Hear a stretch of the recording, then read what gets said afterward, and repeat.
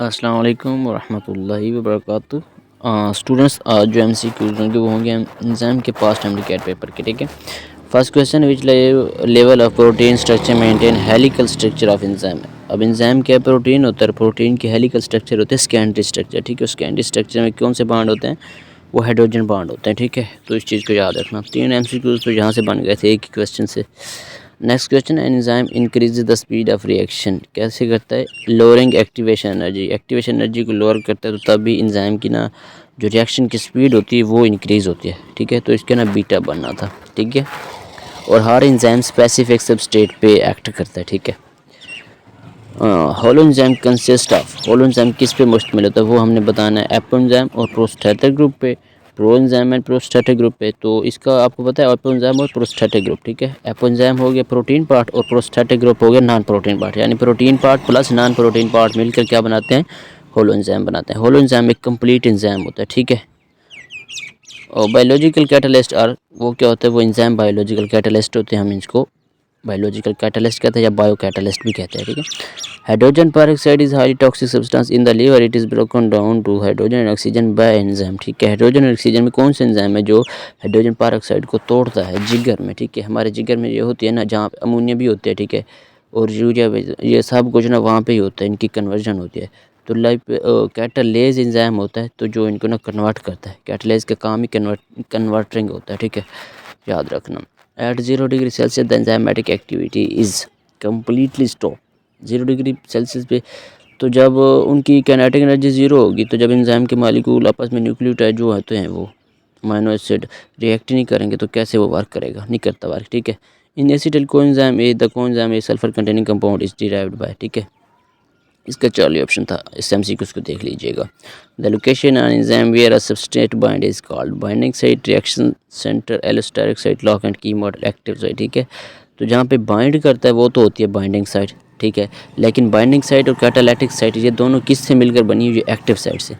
तो इसका जो मोस्ट सूटेबल आंसर आना था वो एक्टिव साइट आना था। ठीक है, the function of enzyme is to, enzyme का फंक्शन क्या होता है, cause chemical reaction that would not otherwise take place, change the rate of chemical reaction, change the direction of, नहीं ये रेट को ना चेंज करता है, डायरेक्शन कभी ये रिएक्शन की चेंज नहीं करता। और ये जब रिएक्शन कंप्लीट हो जाता है तो ये वैसे का वैसा होता है, ये नहीं कि ये यूज़ हो जाता है। ठीक है, इसको याद रखना। कैटलिस्ट जो होता है, कैटलिस्ट हमेशा वैसे का वैसा रहता है। Specificity of enzyme is due to there, वो किसकी वजह से होती है, ये सरफेस कन्फिगरेशन की वजह से या स्ट्रक्चरल कन्फर्मेशन, ये दूसरा लफ्ज़ यूज़ कर सकता है। ठीक है, optimum pH for enzyme pepsin of stomach, pepsin की ना ऑप्टिमम पीएच कितनी है, 1.4 होती है या वो कभी कभी 2 दे देता है। ठीक है, तो फिर उसकी ना 2 भी होती है। Specificity of enzyme is due to there, वो किसकी वजह से होती है, हाई जो molecular weight, hydrogen bonding, pH sensitivity, surface configuration, all of the above, ये सारे के सारे फैक्टर थे। ठीक है, पीएच भी हर एंजाइम की स्पेसिफिक होती है ना। ठीक है, if temperature is reduce to near और below freezing point enzyme become, freezing point क्या होता है, 0, तो एंजाइम क्या हो जाता है, फिर उसके बाद एंजाइम डोरमेंट हो जाता है। डोरमेंट का मतलब ये कि वर्क नहीं करता, जैसे जैसे हम टेम्परेचर बढ़ाते जाएंगे ना फिर ये इसकी वर्किंग ऐसा ऐसा बढ़ती जाएगी। ठीक है, which of the following is not an enzyme, कौन सा ना इसमें एंजाइम नहीं है वो हमने बताना है।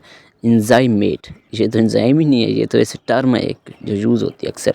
Which of the following factor effect enzyme activity, तो ये सारे के सारे फैक्टर हैं जो एंजाइम की एक्टिविटी को इफेक्ट करते हैं। टेम्परेचर भी इफेक्ट करता है, पीएच, कंसंट्रेशन ऑफ सब्सटेंस भी। ठीक है, तो ये सारे के सारे फैक्टर हैं जो एंजाइम की एक्टिविटी पे ना असरअंदाज होते हैं। ठीक है, at above dash temperature certain heat shocks protein are produced in plant body। ठीक है, कौन सा कैसा टेम्परेचर है जहाँ पे ना कुछ शॉक प्रोटीन्स प्रोड्यूस होते हैं प्लांट में, तो ये 40 डिग्री सेल्सियस होता है। ये आप पढ़ेंगे होमोस्टैसिस वाला चैप्टर है वहाँ पे। ठीक है, उन्होंने वहाँ पे बताया हुआ है। An enzyme increase the speed of reaction, वो कैसे इंक्रीज करता है, by adding activation, bye lowering activation, bye lowering activation energy होती है। यही MCQ दोबारा रिपीट हो गया।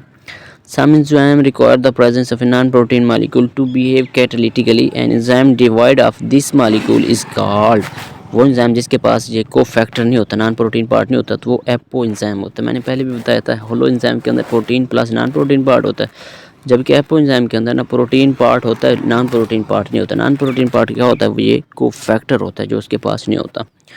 अच्छा, the gland known as the gland of emergency is, ठीक है। एमरजेंसी का ग्लैंड कौन सा होता है, हमने वो बताना है। Pituitary, adrenal, thyroid, parathyroid, pancreas. Adrenal gland होता है जो एमरजेंसी का ग्लैंड होता है, ठीक है, इसको याद रखना। The following statement are about enzyme, सारी स्टेटमेंट्स दी गई, फिर आपने बताना इनमें से कौन कौन सी स्टेटमेंट ठीक है, ठीक है। दीज आर ग्लोबुलर प्रोटीन, बिल्कुल ठीक है। They can inhibited by competitive inhibitors, अच्छा। They are formed in the smooth endoplasmic reticulum, they are, नहीं, इसका चौरली बनना था अल्फा और सेकंड जो है ना ऑप्शन, वो दुरुस्त से। बाकी सारे एंजाइम जो बनते हैं ये रफ एंडोप्लाज्मिक रेटिकुलम से बनते हैं, स्मूथ से वो बनते हैं, हार्मोन बनते हैं वो भी लिपिड नेचर वाले, ठीक है। Enzyme carbonic anhydrase plus help in, ठीक है, तो ये कार्बन डाइऑक्साइड की ट्रांसपोर्टेशन, ठीक है, तो ये वहाँ पे कार्बोनिक एनहाइड्रेज इस्तेमाल होता है। Lock and key model of enzyme action proposed by Emil Fischer suggested that, Emil Fischer ने जो लॉक एंड की मॉडल दिया था उसके मुताबिक क्या था, enzyme are restricted to one type reaction, जैसे एक स्पेसिफिक की होती है, स्पेसिफिक लॉक को ओपन करती है, ये उसका फिस्चर ने कहा था स्पेसिफिक एंजाइम स्पेसिफिक सबस्ट्रेट पे एक्ट करता है, ठीक है। Most enzyme have optimum temperature at around, ठीक है, तो ये 40 डिग्री सेल्सियस होता है, ये फेडरल की बुक में दिया है, पंजाब की बुक में उन्होंने 37 डिग्री दिया हुआ है, ठीक है। Enzyme work by loading the, वो किसको लो करता है, एक्टिवेशन एनर्जी को, ठीक है, एक्टिवेशन एनर्जी लो होगी तो तब ये एंजाइम करेगा, ठीक है। एक्टिवेशन एनर्जी लो होने का मतलब क्या होता है, जो रिएक्शन की ना पीक बनती है, ठीक है, रिएक्शन पीक, ठीक है, तो वो उसको लोअर करता है, बाकी इसका कोई फंक्शन नहीं होता। When substrate combine the active site of enzyme, it includes a conformational change that enable enzymes to perform, तो एंजाइम को या परफॉर्म कैटालाइटिक फंक्शन परफॉर्म करने के लिए ना, ठीक है। ईच एंजाइम हैज़ डिम्पल और groove at specific side is called, उसको हम क्या कहते हैं, ठीक है, कोफैक्टर कहते हैं, एक्टिव साइट कहते हैं, नॉन एक्टिव साइट, ये एक्टिव साइट होती है, ये ग्रूव यानी कवर, ग्रूव अक्सर लफ्ज़ होता है कवर के लिए इस्तेमाल, ठीक है।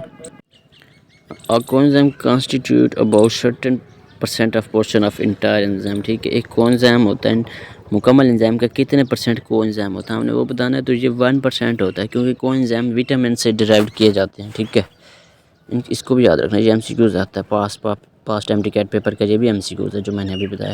Enzyme are generally inactivated rapidly by exposure of ultraviolet, तो ये क्या फैक्ट करता है, शेप ऑफ एंजाइम ही चेंज होती है, ठीक है, रेडिएशंस की वजह